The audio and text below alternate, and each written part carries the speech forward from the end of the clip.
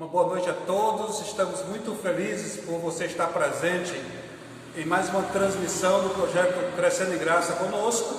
Nós estamos direto da igreja de Itabaiana nessa quinta-feira, 7h20 da noite, uma programação extraordinária que está acontecendo, começou ontem e nós queremos que você participe até o domingo, não se esqueça, até o domingo, né? O projeto Crescendo em Graça é um projeto importantíssimo para a igreja, né, na área de mordomia, e nós queremos envolver todas as igrejas. Já ouvimos falar dos movimentos que estão acontecendo aí em sua igreja, movimentos grandiosos, movimentos fantásticos. Estamos muito felizes sabendo que todas as nossas igrejas já estão adquirindo a internet, já estamos com internet em Areia Branca, já estamos com internet aqui da sede, melhorando a internet, já estamos com internet em Colônia São Paulo, já estamos com internet em Cajueiro, já estamos com internet em Caroba, e nós estamos muito felizes porque todos podem participar, todos podem usar seu celular, todos podem usar seu computador e juntos fazemos uma grande festa. Quero somente lembrar de uma coisa importante.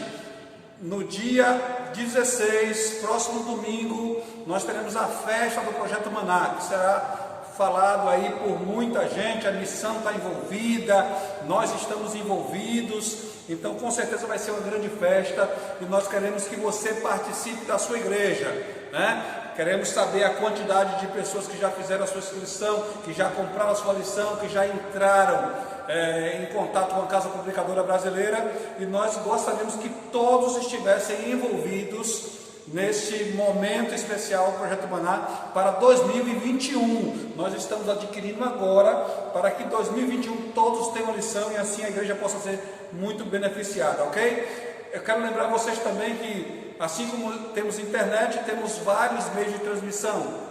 Estamos transmitindo essa programação aqui pelo Facebook, estamos também fazendo a transmissão pelo YouTube, estamos fazendo a transmissão também pelo Zoom, né? Hoje à noite, 7h20, nós estaremos aqui. Nós nos unimos com o distrito do Pastor Valesco, né? Itabaiana Oeste, Itabaiana Central, todos juntos para fazermos uma grande transmissão e muitas pessoas serem beneficiadas nesse momento especial. Então, estamos juntos trabalhando para que tudo corra bem, né? E daqui a pouquinho, né, nós vamos ter ainda algumas coisas acontecendo e com certeza hoje vai ser mais uma noite de bênção. E eu espero que você participe, que você se integre, que você trabalhe junto conosco para que essa semana seja uma semana especial, não só para você, mas para toda a sua família, para toda a sua igreja.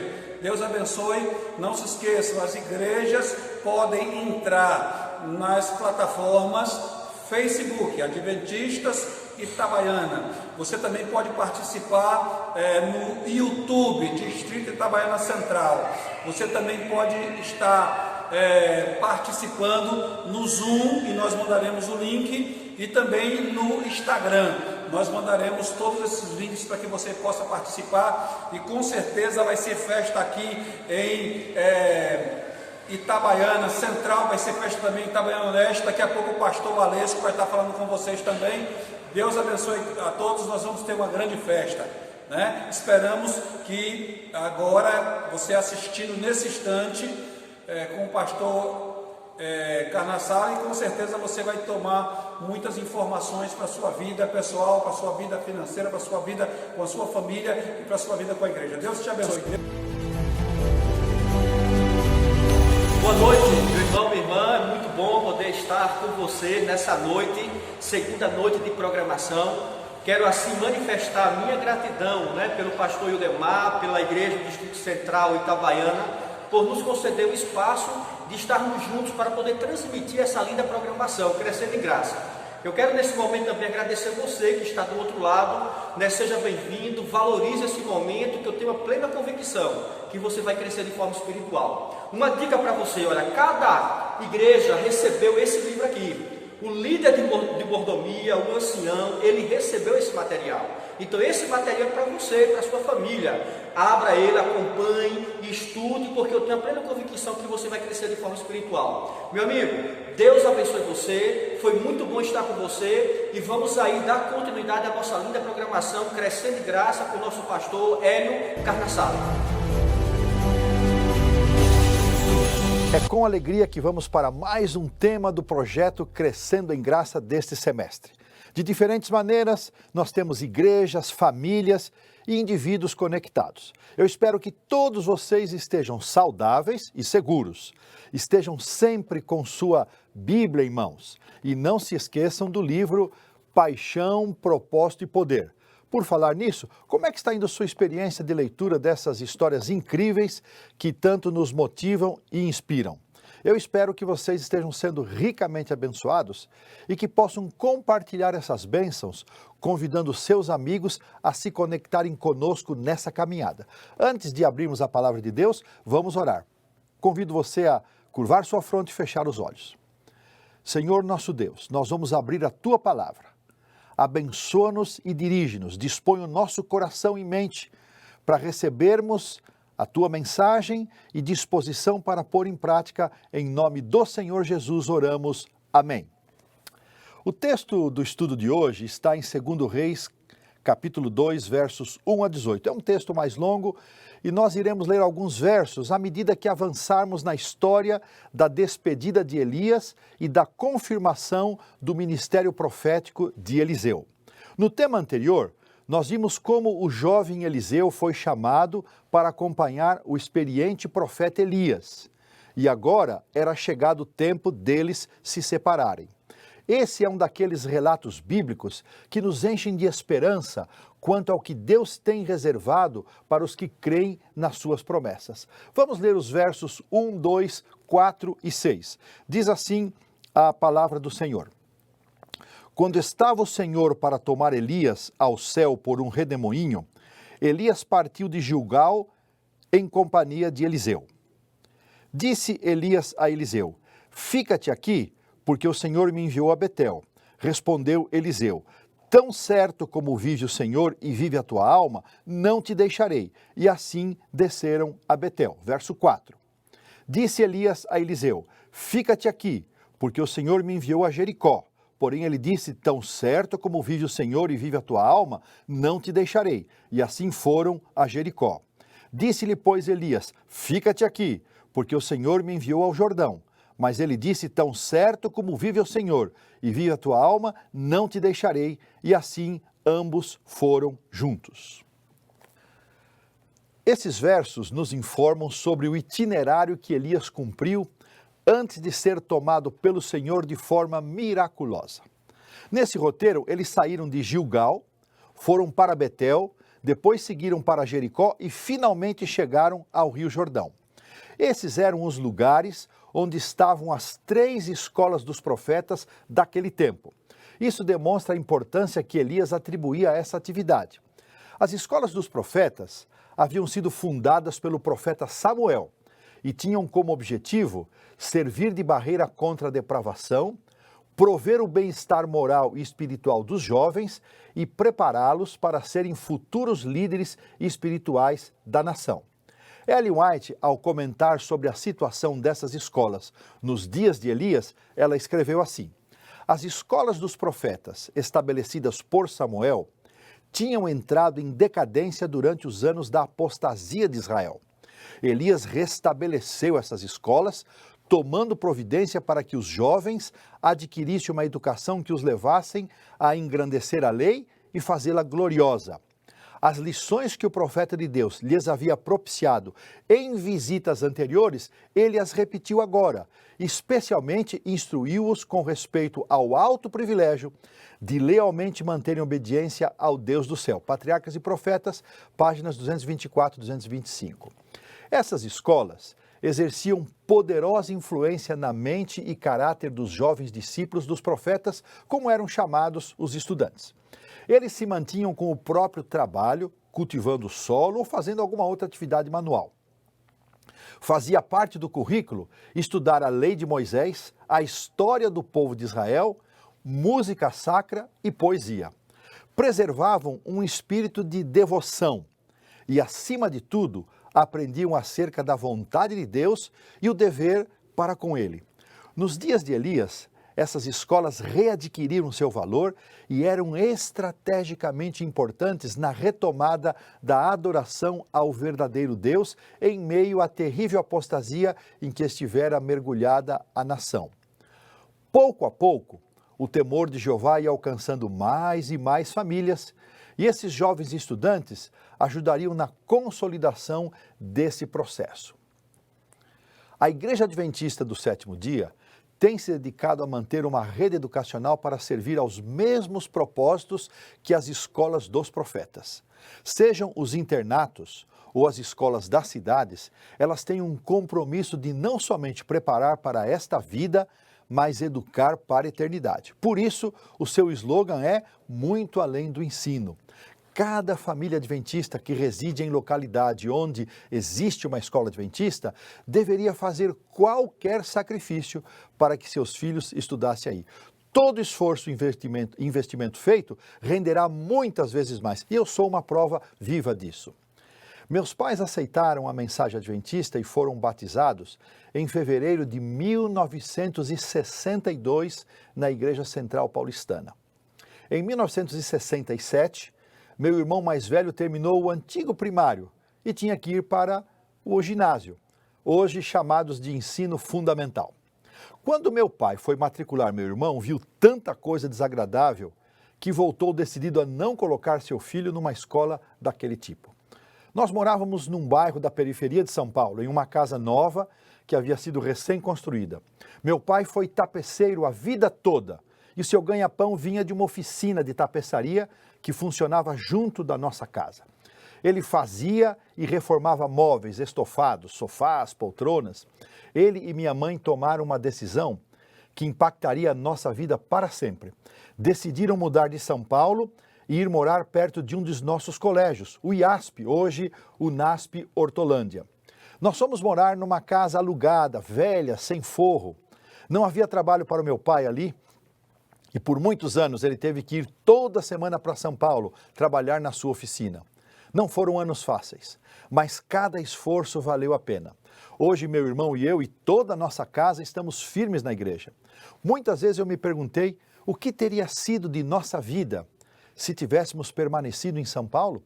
É muito difícil saber, mas uma coisa é certa, serei eternamente grato a meus pais pelo sacrifício que fizeram para que eu e meu irmão estudássemos numa escola adventista.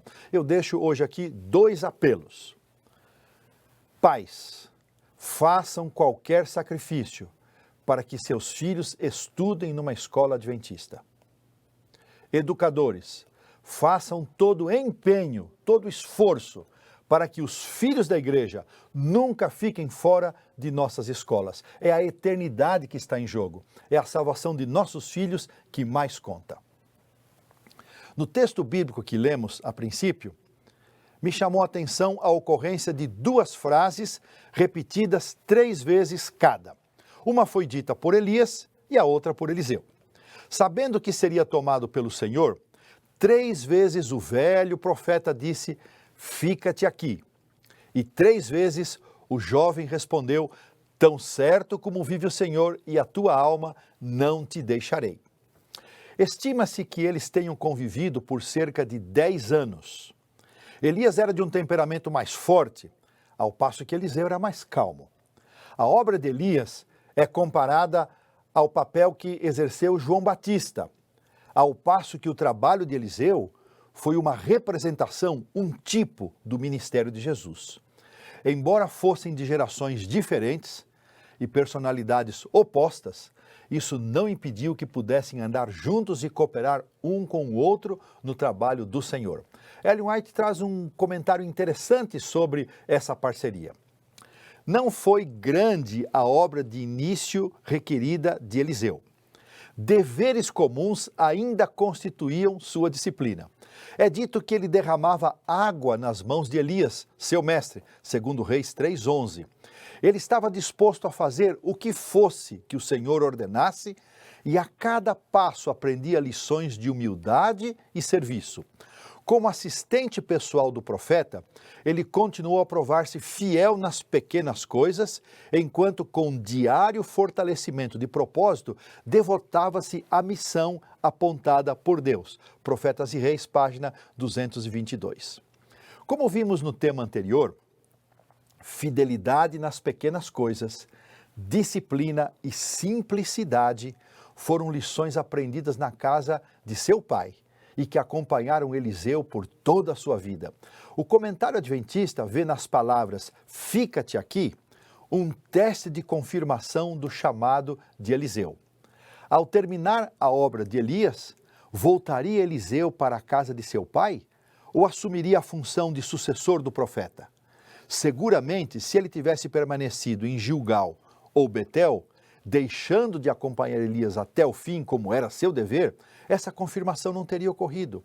Como é importante ser fiéis no executar as responsabilidades que assumimos, sejam elas grandes ou pequenas, simples ou complexas. Nas três vezes que Eliseu respondeu, ele usou a expressão "tão certo como vive o Senhor".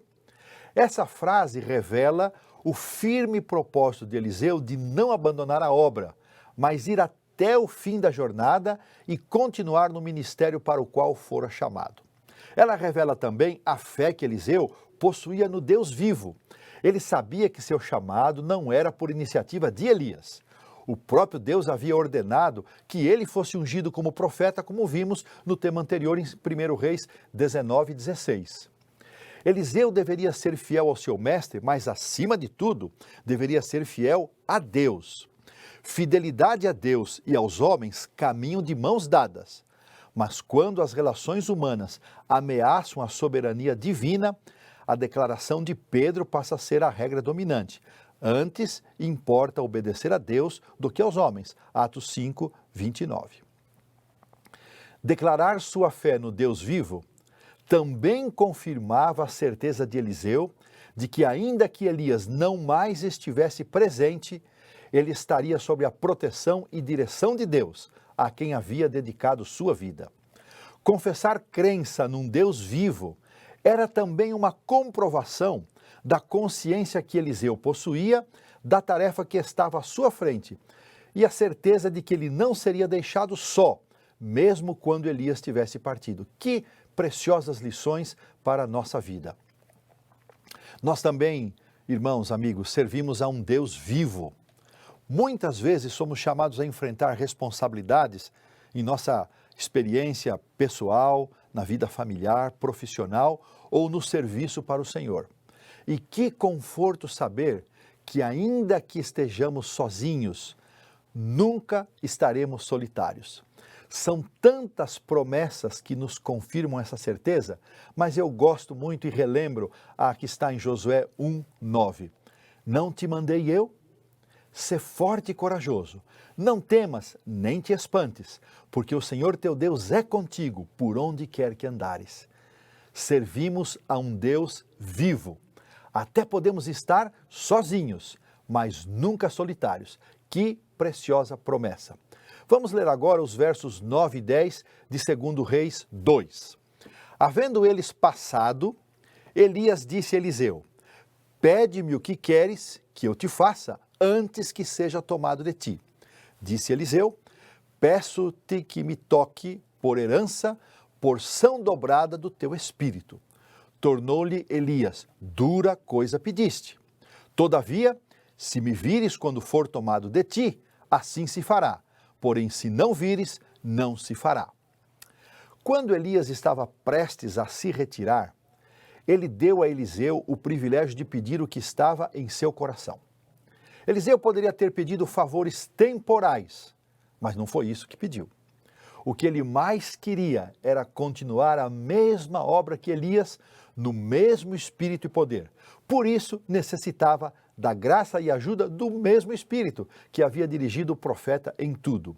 A expressão porção dobrada não significa que Eliseu estava pedindo o dobro do poder de Elias.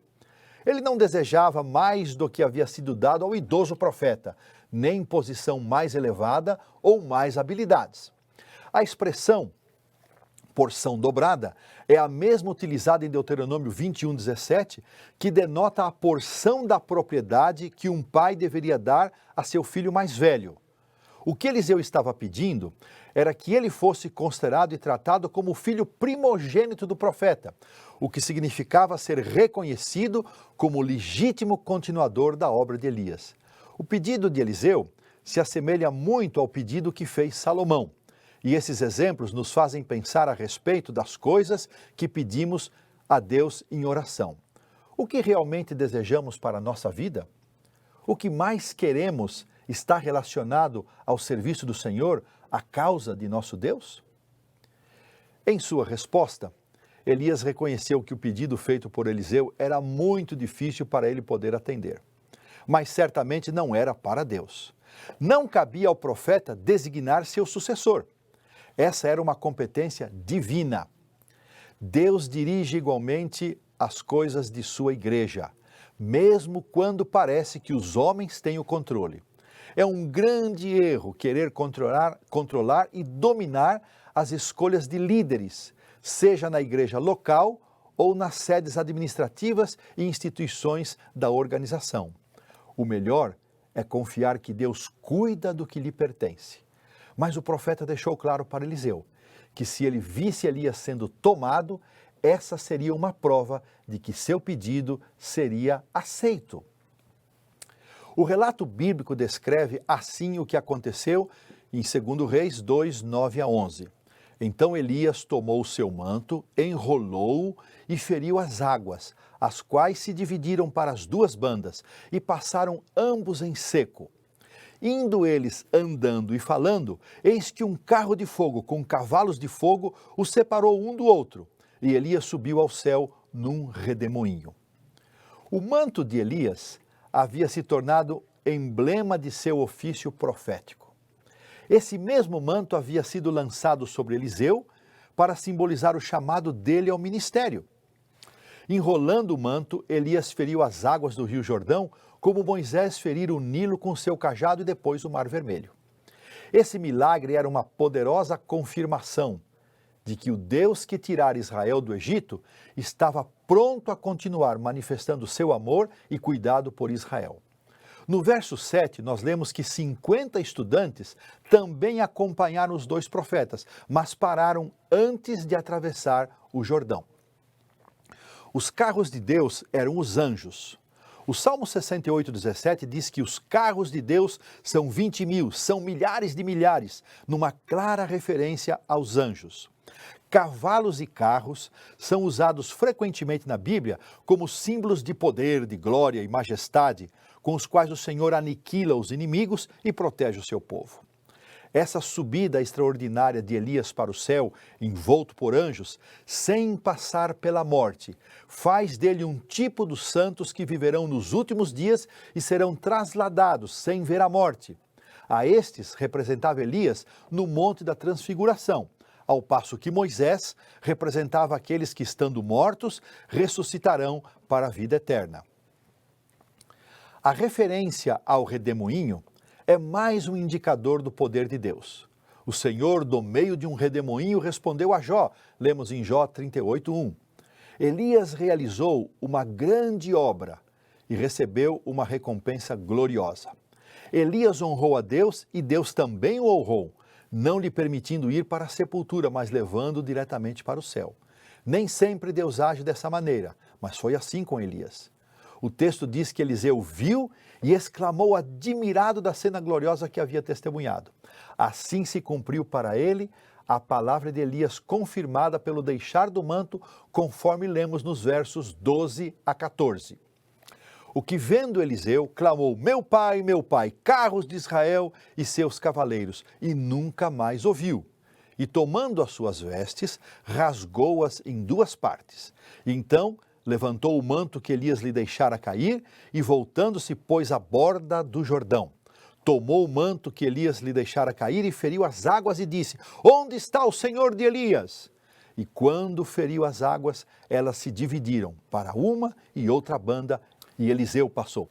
O manto foi deixado a Eliseu como um legado do profeta mais idoso e como indicador de que ele devia assumir as responsabilidades de liderança até então exercidas por Elias. Ao chegar de volta ao Jordão, do outro lado da margem, ainda estavam ali os 50 discípulos da escola dos profetas, que provavelmente não testemunharam o arrebatamento glorioso de Elias.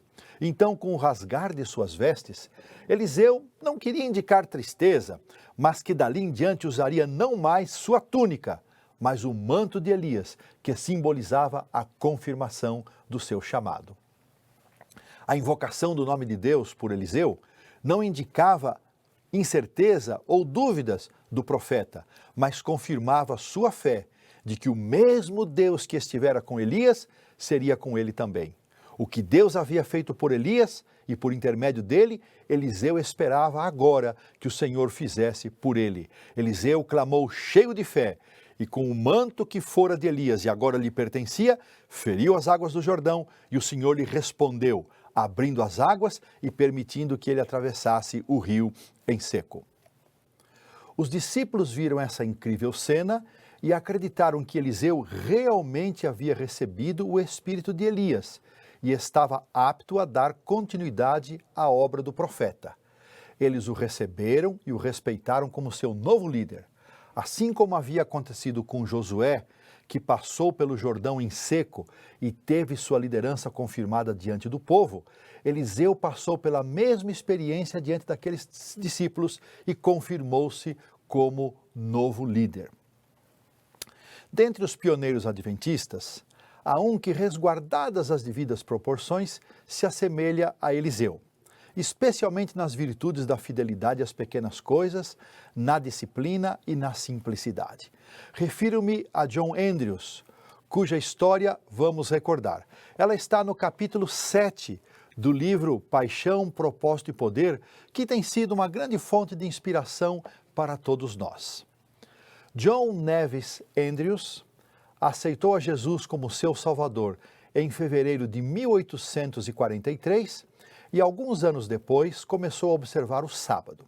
Conheceu Ellen e Tiago White em setembro de 1849, de quem se tornaria um grande amigo.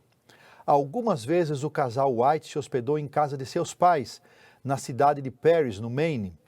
Em 1850, Andrews começou a pregar como pastor itinerante. E em 1855, Ellen White aconselhou a se casar com Angeline Stevens. Eles se casaram em 1856 em Iowa, para onde suas famílias haviam se mudado. Aí nasceram os filhos Charles e Mary. Andrews ajudou no evangelismo tanto em Battle Creek como em Nova York, onde escreveu seu livro mais conhecido, A História do Sábado e o Primeiro Dia da Semana. Em 1864, Andrews foi o representante da Igreja Adventista em Washington para defender a posição de não combatência durante a Guerra Civil Americana. Como teólogo, contribuiu significativamente para o desenvolvimento de várias doutrinas, destacando-se o estudo a respeito da hora para início e término do sábado, de pôr do sol a pôr do sol, e também o estudo sobre o sistema de sustentação do ministério, que resultou na adoção do plano conhecido como doação sistemática. Ele serviu também como presidente da Associação Geral, de 1867 a 1869, mas se tornou mais conhecido no meio adventista por ter se tornado o primeiro missionário da denominação a ser enviado para fora dos Estados Unidos. Sua esposa, Angeline, faleceu em 1872 e 2 anos depois, em 1874, acompanhado dos filhos, zarpou para a Suíça, onde a Igreja Adventista seria estabelecida no Velho Continente. Ellen White escreveu que haviam enviado o homem mais capaz de todos para cumprir essa missão. Há muitas histórias sobre Andrews que nos enchem ao mesmo tempo de admiração e consternação. Sua dedicação e simplicidade eram notórias. Era conhecido também como um homem de oração. Dono de um intelecto privilegiado, era um dedicado estudioso das Escrituras, podendo lê-las em 7 idiomas, com perfeita compreensão. Podia recitar o Novo Testamento de cor, palavra por palavra. Os desafios de estabelecer a igreja na Europa eram enormes. Começaram publicando a revista Les Signes, Os Sinais, cujo custo saiu mais caro do que haviam planejado. Muitas vezes, Andrews usou seus próprios recursos, que não eram muitos, para fazer face às muitas despesas, sacrificando-se em extremo para o avanço da causa. As remessas demoravam muito a chegar, deixando muitas vezes ele e os seus familiares e amigos em sofrida penúria. Um duro golpe, do qual Andrews nunca se recuperou, foi a morte de sua amada filha Mary, em 1878, a quem ele considerava seu braço direito no processo editorial do periódico em francês. Andrews respeitava tanto as finanças da igreja que, ao voltar aos Estados Unidos para participar de reuniões da Associação Geral, pediu permissão para levar sua filha a fim de ser tratada no sanatório de Battle Creek, mas fez questão de custear dos próprios recursos todas as despesas. Infelizmente, ela morreu 2 meses depois de terem voltado para os Estados Unidos. Em uma das poucas declarações de Ellen White que expressaram garantia de que alguém participaria da ressurreição, ela declarou a Andrews que ele podia ver pelos penetrantes olhos da fé sua esposa Angeline e sua filha Mary atendendo o chamado do doador da vida e saindo do cárcere da morte triunfantes para a vida eterna.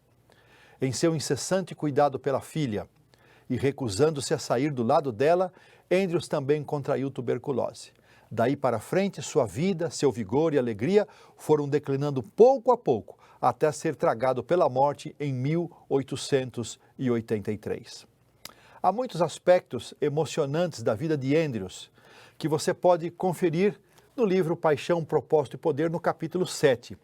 É a história contada com maior riqueza de detalhes e a mais longa biografia do livro. Impressiona, acima de tudo, a sua dedicação e senso de responsabilidade com o trabalho da editora europeia. Reconhecendo sua dor e dificuldades de saúde, a Associação em Geral enviou um novo responsável para cuidar do trabalho e também enviou sua mãe, de 83 anos de idade, para acompanhar o filho nos últimos momentos de vida. Durante as suas últimas semanas, Andrews resolveu todas as questões administrativas. E na manhã do domingo, dia 23 de outubro de 1883, dia de sua morte, a seu pedido, algumas pessoas se reuniram no quarto para orar e depois das preces, aproximadamente 3 horas antes de falecer, como última ação, ele deixou $500 para serem empregados na missão. Que exemplo de amor à causa! A seu pedido, não houve discursos fúnebres e apenas uma singela nota foi publicada na Review. Quando penso na vida desses homens e mulheres que se entregaram de corpo e alma ao trabalho do Senhor, não poupando a própria vida nem seus recursos para avançar o reino de Cristo aqui nesta terra, muitas vezes eu me sinto envergonhado de quanto sou mesquinho, egoísta e orgulhoso. Que o Senhor tenha misericórdia de nós e nos ajude a vencer essa terrível batalha contra o eu e que possamos renovar o nosso compromisso de fidelidade e entrega ao nosso Senhor. Vimos nesta mensagem a importância das escolas dos profetas nos tempos de Elias e Eliseu. O desafio de se sacrificar para que nossos filhos frequentem uma escola adventista. A confirmação do chamado de Eliseu devido à sua fidelidade em cumprir seu dever.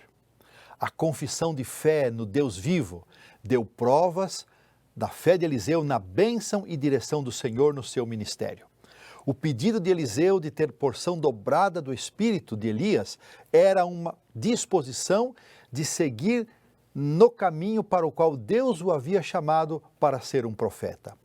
A resposta de Elias nos ensina que Deus estabelece e chama seus líderes. O fato de Eliseu testemunhar a ida de Elias num carro de fogo para o céu confirmou que seu pedido havia sido aceito. O manto de Elias deixado para Eliseu confirmou que o mesmo Deus e o mesmo poder que estiveram com Elias seguiriam agora com ele. Deus nos chama a assumir responsabilidades no seu serviço. Podemos às vezes estar sozinhos no cumprimento do dever, mas nunca solitários. a emocionante história de John Andrews, que entregou a vida e os recursos para a salvação de pessoas. Que Deus, nosso Pai, nos abençoe uma vez mais. Que seu Santo Espírito nos mova o coração e nos convença de nossas falhas e pecados e que por meio da graça redentora de nosso Senhor Jesus Cristo, sejamos transformados para continuar crescendo em graça. Convido você a fechar os olhos, curvar sua fronte para orarmos. Senhor nosso Deus, te agradecemos mais uma vez pelo estudo da Tua Palavra e por estas lições preciosas que chegam ao nosso coração. Que haja poder na Tua Palavra uma vez mais, Senhor, para transformar nossa vida e nos preparar para Te servir com inteireza, com plenitude de coração e alma. Abençoa-nos, Pai, abençoa os nossos amigos e irmãos. Nós oramos agradecidos em nome do Senhor Jesus. Amém. Um forte abraço e até o próximo tema. Fiquem todos na bênção do Senhor.